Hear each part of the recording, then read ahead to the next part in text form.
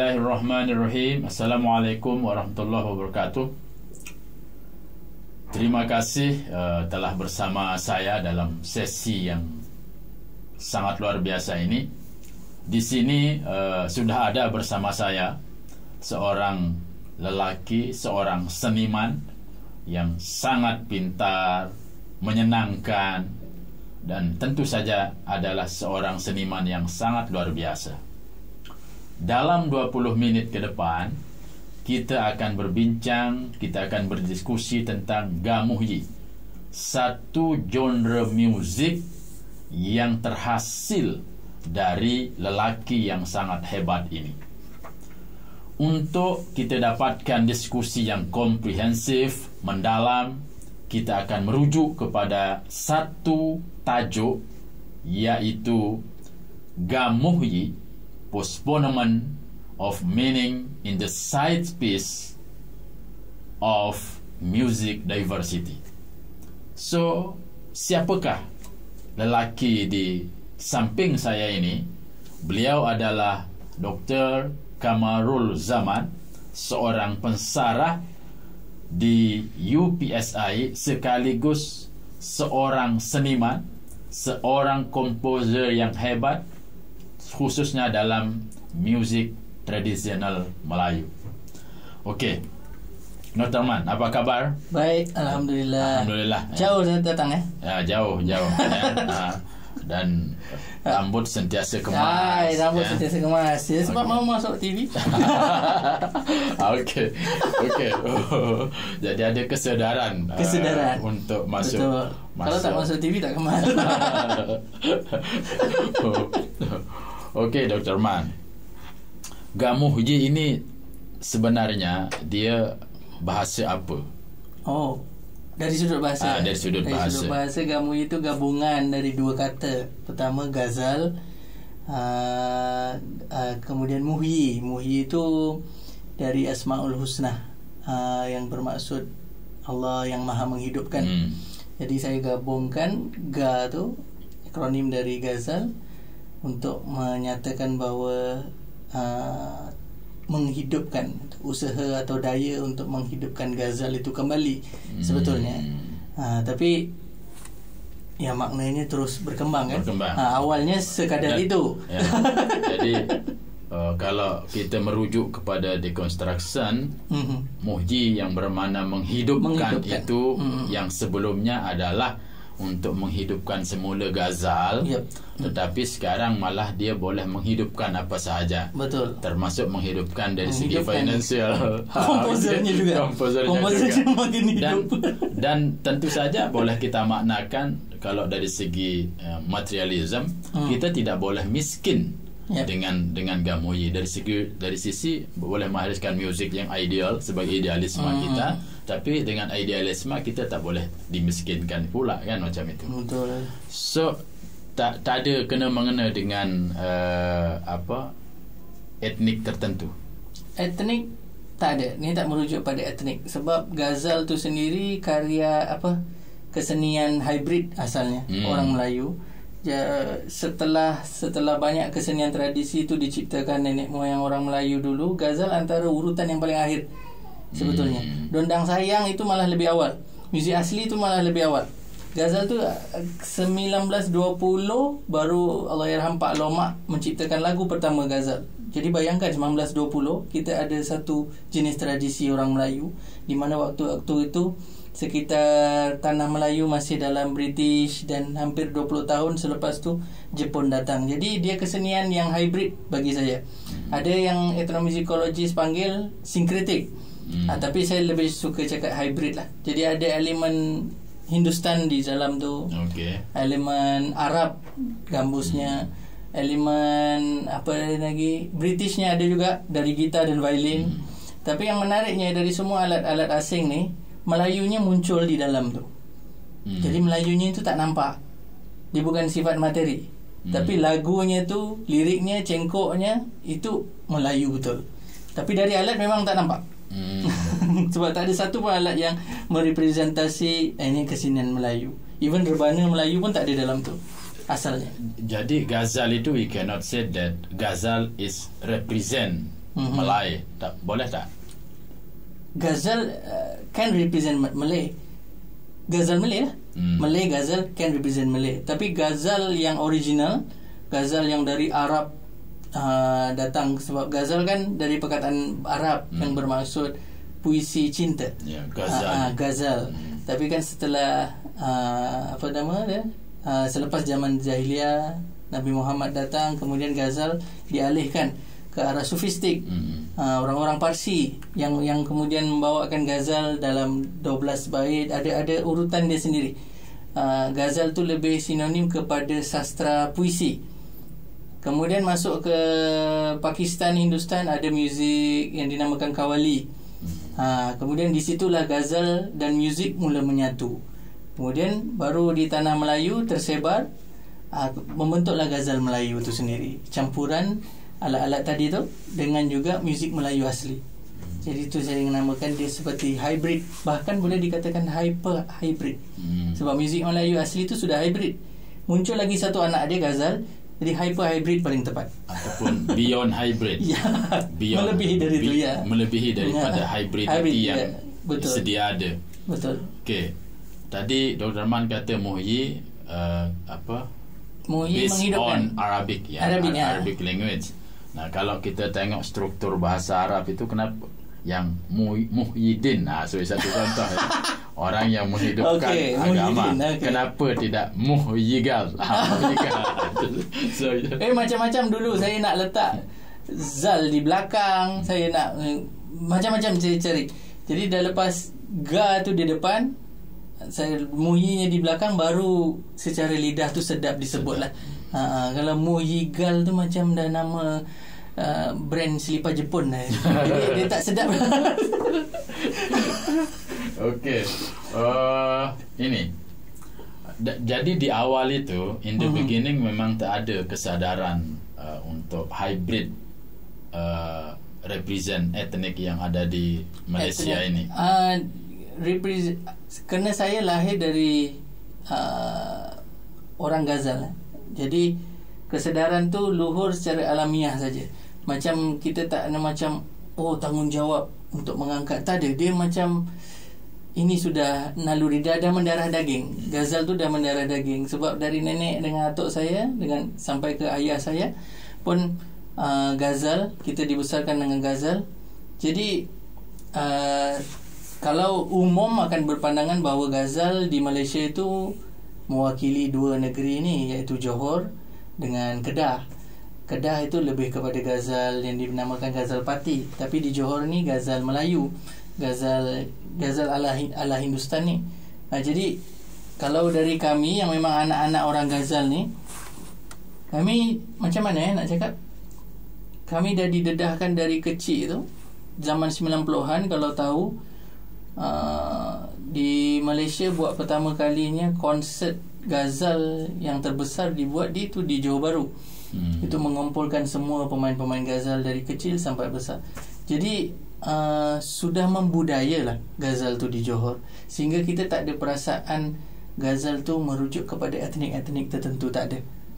Dia bahkan di dalam kelompok kami juga ada juga gitaris ataupun pemain yang bukan orang Melayu. Okey. Tapi dari segi music instrument dia, kan dia seperti Dr. Rahman cakap tadi, dia mewakilkan kepelbagaian, kan? That's why we call hyper hybrid ataupun betul. beyond hybrid. Macam ada British, ada Arab, macam itu. Nah, okey, itu di satu sisi. Okey, nah sekarang kita pergi ke yang topik berikutnya. Boleh. Kedudukan, kita bincang pasal side space ya. Side space adalah ruang di mana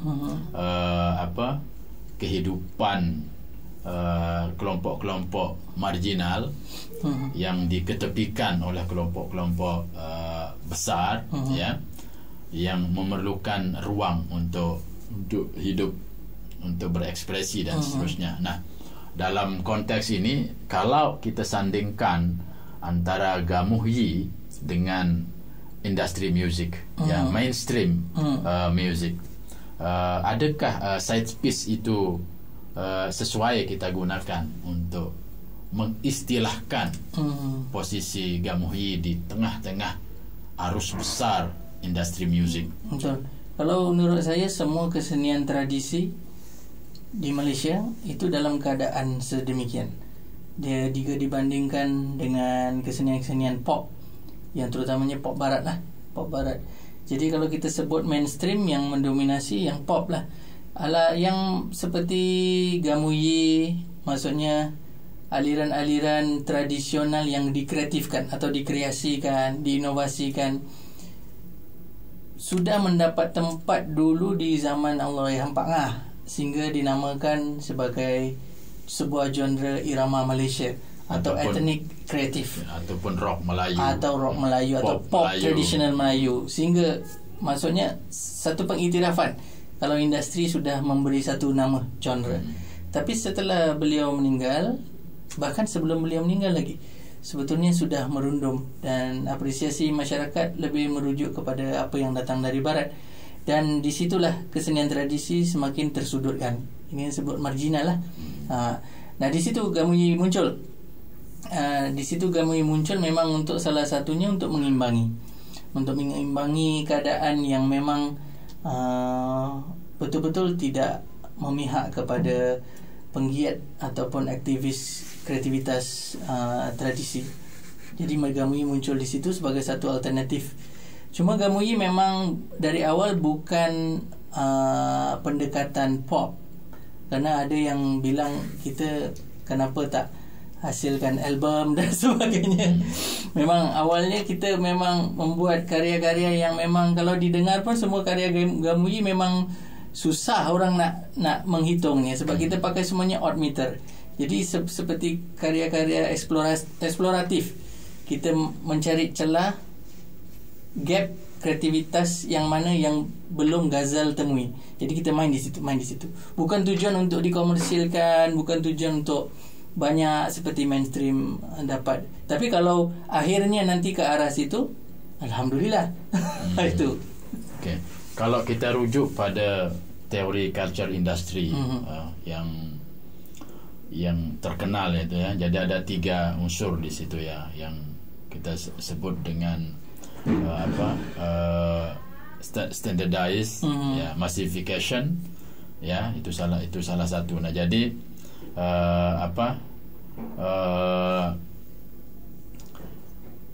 semua sudah di standardize, ya.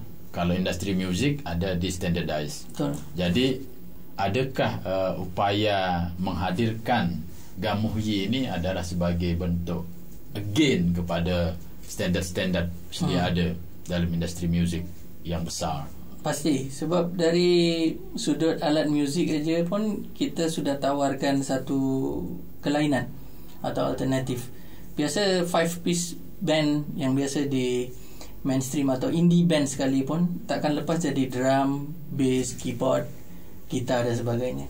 Tapi alat-alat ini ada di Gamuyi, cuma kita kebelakangkan mereka.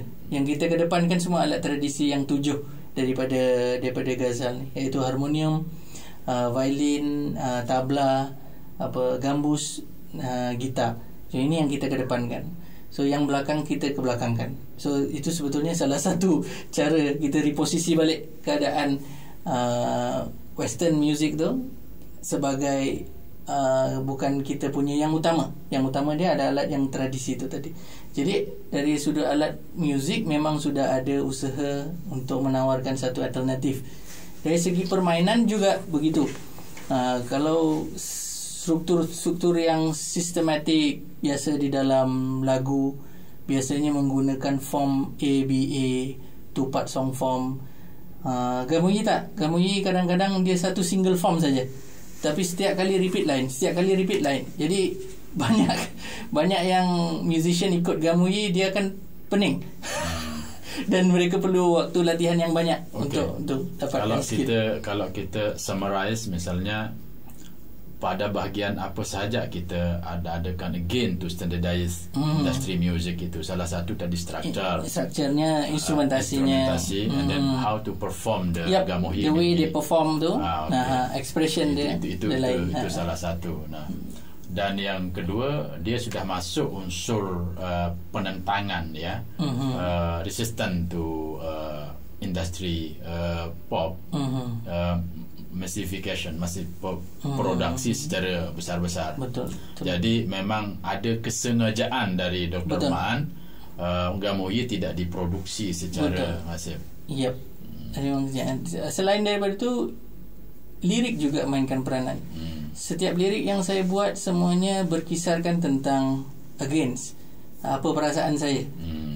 Contoh macam Telunjuk Silir Sirat. Itu Telunjuk Silir Sirat itu karya 5/4. Hitungannya rung tak dung dung dung 1 2 3 4 5 1 2. Ini memang tak biasa dalam ghazal. Even orang tradisi saja bila dengar ni aja dia kerut kening gitu. Okay. Maknanya your again itu sebenarnya memiliki dua mata. Ya, dua mata. Again to internal. Again juga untuk yang tradisionalis. Ya, betul. Okay. Jadi, mana-mana kan kalau kita terlalu tradisionalis pun akhirnya menciptakan ruang mainstream juga kan. Nah, cumanya ada satu syarat lagi yang Stuart Hall sebut dalam industri, culture industry itu commodification. Saya curiga ada upaya commodification dari Dr. Man. Kalau kita tengok commodification, memang saya nampak ada. Cuma ideologi daripada commodification itu belum ada nampak lagi. Sebagai satu contoh, ghazal dikomodifikasi tidak semata-mata untuk keperluan kapital, keperluan finansial. Itu yang saya nampak lah. Tapi dia memang berlaku komodifikasi itu pada ghazal. Cuma standardized and massification itu memang saya nampak so far Dr. Man again to the standardized and massification. Okay, so sekarang kalau kita tengok daripada side piece gamohi itu di ruang yang mana sebenarnya dia ghazal itu berada, sebab tadi itu menarik itu. Jadi penentangan itu selain kepada mainstream juga kepada asal itu sendiri. Itu sebenarnya macam mana? Itu saya lebih suka perkataan hybrid, sebab hybrid ni merujuk kepada kita menciptakan ruang ketiga kan. Daripada dua ruang yang bertelagah ni, kita menciptakan satu ruang baru. Jadi A campur B tu bukan AB lah, kita jadi C. Jadi mungkin C. Maknanya tajuk yang kita bawakan ini pun ada kekeliruan juga. Tidak tepat music diversity itu, Dr. Man. Jadi tukar tajuk. Jadi kita akan tukar tajuk lah nanti menjadi music beyond hybridity. Beyond hybrid. Bukan hyper beyond hybridity. Nah itu. Boleh. Okey ya. Post hybrid. Post hybrid melampaui hybrid. Post hybrid. Okey, tadi kan back to sedikit kita kembali kepada yang tadi. Adakah satu masa itu ghazal pernah booming in Malay? Pernah. Ketika dia diciptakan tahun 20, itu pihak Istana Johor sudah mula menampak ni satu potensi. Jadi Allahyarham Pak Lomak tu kebetulan dia memang orang bangsawan. Dia dapat sokongan istana. Jadi sebenarnya ghazal ni bukan asal muzik rakyat. Dia adalah istana sebetulnya. Ada sokongan daripada istana. Jadi, barulah istana turunkan ke rakyat untuk dilestarikan. Banyak pihak yang terlibat, semuanya golongan-golongan istana. Ataupun sebenarnya istana itu dikotomik. Dia nak dikotomi ghazal ini sebagai hanya milik dia sahaja, tetapi memandangkan ghazal juga adalah common with Malay people. Jadi orang-orang Malay pun nakkan muzik itu dan dia buat. Ada tak berlaku benda? Tak ada berlaku macam tu. Sebabnya Allahyarham Pak Lomak tu seorang, kita panggil apa, kolonel. Dia macam askar tingkat pangkat yang atas.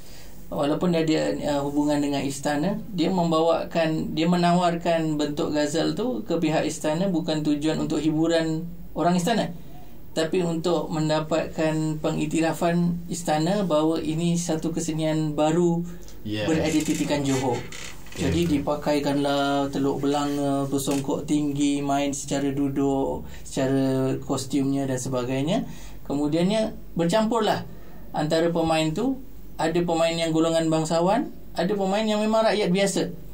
Pada ketika itu, pada zaman 30-40-an, dah masuk 50-an sebetulnya, era, kita panggil era Ahmad Yusof. Ini penerusnya Pak Lomak. Ini dah lebih meluas. Dia dah sampai ke semua daerah Johor tu, semua dah ada kumpulan. Di Muar terutamanya dah ada studio rakaman untuk terus berkarya. Orang-orang ghazal buatkan album. Jadi Muar memang antara salah satu kawasan Central Ghazal yang pure dulu. Nama dia kumpulan Seri Penambang dan sebagainya. Kalau saya banyak di Johor Bahru. Jadi Johor Bahru ni kesan dia lain sikit sebab dia agak metropolitan kan. Jadi di situ saya nampak, balik pada soalan tadi. Awalnya saya takut kena ke kiri ke kanan nanti. Balik soalan tadi, kita nak cakap bahas apa? Tak apa. Jadi, okey, itu pun menarik. Jadi kalau saya boleh bagi pandangan, sebenarnya ghazal is not istana music. Ya. Tapi kecerdikan pengasas ghazal itu adalah bahawa dia memerlukan satu power untuk pengiktirafan. Itu dan that's why teori saya ghazal bukan istana music, tapi dia memang rakyat music, dan peran istana hanya menggunakan legitimasi keistanaan itu. Di situ menariknya, dan itu salah satu sebab kenapa ghazal diterima secara meluas dan lebih cepat. Jadi masa itu pun dah terjadi kontestasi di situ, ada pertarungan kan, maksudnya bahawa ghazal dah meluas, kemudian di-again oleh music industri macam itu. 70-an, 80-an itu ghazal masih lagi didengar orang. Eksis. Selepas 80-an itu sebetulnya sudah mula ada penurunan, sebab salah satu kajian saya tentang penciptaan ghazal, selepas 80-an didapati tidak banyak karya baru ghazal diciptakan. Di mana di sini menunjukkan banyak kumpulan-kumpulan sudah mula tak eksis lagi. Dan di situ pengkaryaan juga semakin kurang. Masuk 90-an, apalagi masuk milenium, memang sangat minim. Okey, kita pergi ke next sesi. Jadi berkaitan, we have to change this title. Okay. Music diversity is not suitable for our discuss.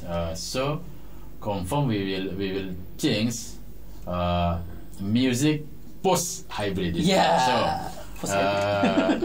Seperti yang Dr. Man katakan, mention juga tadi, hybrid adalah dia berada di tengah-tengah. Jadi ada A, ada B, dia ruang baru. C itu pun sebenarnya tak boleh kita maknakan sebagai ruang baru dia, kerana dia boleh juga ini. Okey.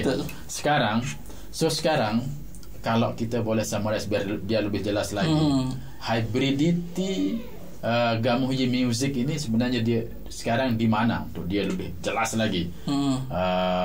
Music industri yang besar ataupun Gamuhi yang lama. Sekarang ni dia secara hybridity dia berada di mana? Prosesnya atau sekarang ni? Sekarang ini. Sekarang ini sebetulnya dia sekarang ini Gamuyi sedang seperti melakukan satu reinkarnasi lagi. Nak keluar lagi daripada identiti yang dah dikenal orang. Dan saya sedang mencari itu sebetulnya. Saya sedang mencari makna yang baru dari Gamuyi. Sebab hadirnya dunia digital, lepas tu dengan pandemik, kita tak berjumpa siapa-siapa, tak dapat berkarya. Banyak konsert Gamuyi selama 2 tahun dibatalkan. Kalau tak, kita setiap tahun akan ada undangan. konser-konser dan festival. Tapi sekarang memang sangat susah. Saya rasa perlu sebagai founder Gamuyi, saya perlu memaknai the new concept of Gamuyi untuk future Gamuyi. Saya sedang mencari based on hybrid tadi kan. Based on hybrid tadi. Sebab tadi menarik sebenarnya, ada dua mata penentangan Dr. Man. Itu penentangan ke atas kepada music industry, dan penentangan juga kepada Gamuyi asal, bahawa ada perkara-perkara yang perlu dikontekstualisasikan di dalam Gamuyi. Nah, makanya di dalam Ghazal maka lahirlah Gamuyi. That's why mungkin kita boleh katakan Gamuyi adalah post hybrid itu sendiri. Cumanya untuk current situation, Dr. Man need to create new and fresh definition, konsep. Penentangan itu akan sentiasa ada. Cumanya strategi menentang tu bagaimana, insyaAllah for the next album lah. Okay, saya rasa sebab masa untuk pengetahuan anda sekalian, ini adalah bahagian satu dari begitu banyak bahagian berkaitan dengan diskusi penundaan makna terhadap position Gamuyi. Tapi untuk saat ini kita hanya punya masa 20 minit, so kita cukupkan sesi yang sekarang. Sekali lagi terima kasih kerana anda sudi bersama kami. Assalamualaikum warahmatullahi wabarakatuh. Waalaikumsalam.